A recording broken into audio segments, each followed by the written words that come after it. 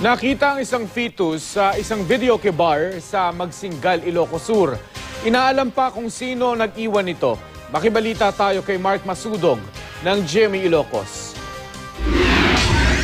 Palaisipan sa mga otoridad kung paano napunta at saan nanggaling ang isang fetus na natagpuan sa isang kubo sa isang videoke bar sa Magsingal, Ilocos Sur. Ayon sa bantay ng bar, naglilinis siya nang makita niya ang fetus. Kita ka na laing. Ang pasla ko sa bakalin sa amot. So nga, ang tawag ko ni manager ko. Inireport naman ito sa pulisya. Agad ding itinurnover ng pulisya sa Rural Health Unit ang fetus. Ayon sa doktor, nasa 2 hanggang 3 buwang ipinagbuntis ang fetus. Posibleng nasa 5 hanggang 7 araw na raw itong iniwan sa lugar. Sisikapin daw malaman ng pulisya kung sino ang posibleng nag-iwan sa fetus at kung ipinalaglag ito.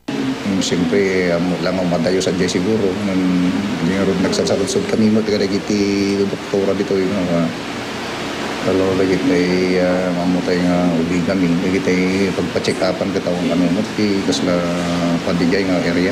Inilibing na ang fetus matapos mabendisyonan. Mark Masudog, Nagbabalita, Pilipinas.